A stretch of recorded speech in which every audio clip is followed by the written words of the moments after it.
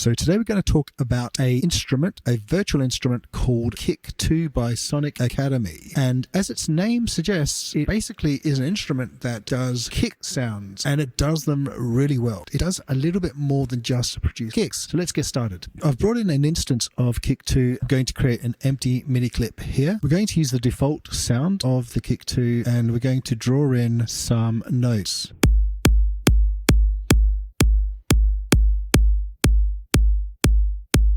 So it's a pretty easy way to get a kick sound. And what I like to do is I like to then duplicate that. So we've got the MIDI on the same note, but I'm going to just cut the first and third note.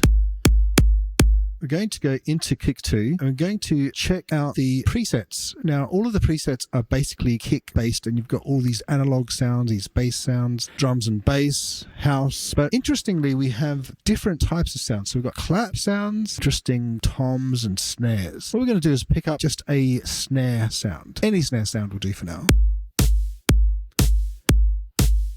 So as you can hear, just by having the second and the fourth note, and they're on the same note, you can very quickly come up with a beat. Now, inside the engine of Kick2, so each beat is made up of potentially up to 3 clicks, and that's the engine room of Kick2. For this snare preset, you have just this snare noise sound. But if I wanted to, I could add other layers to the snare sound. So if we just select click 1, you can see that there is a sample in click 1. There's nothing in click 2 or click 3. And the way this works is you have the length of the sample on the bottom, and you've got the pitch of the sample on the side. If we just listen to how this snare sound is sounding, we can reduce the length of the tail of the snare.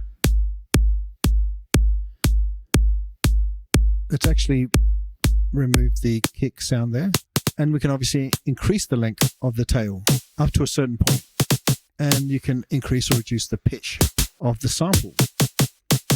So the other thing you can do is change the length of the sample, the starting position of the sample, as well as apply a high pass or low pass filter and actually change the pitch here as well. So let's just do that.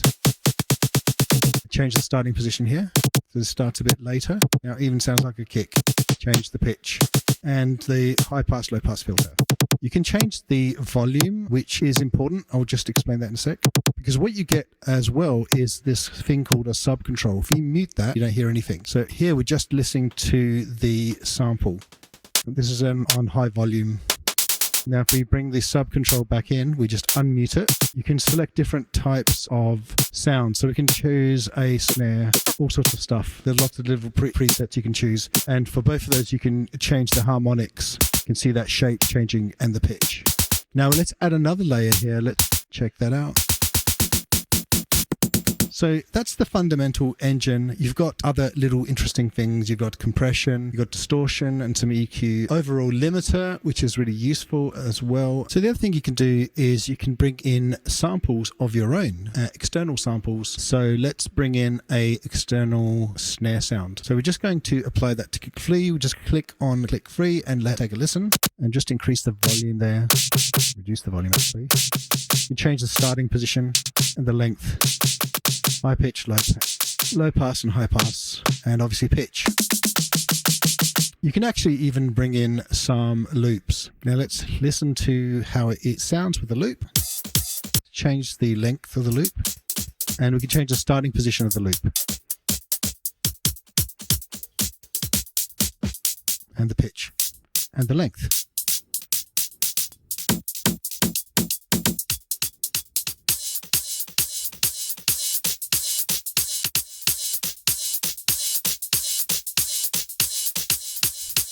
And you could just bring in a different loop and use the same settings.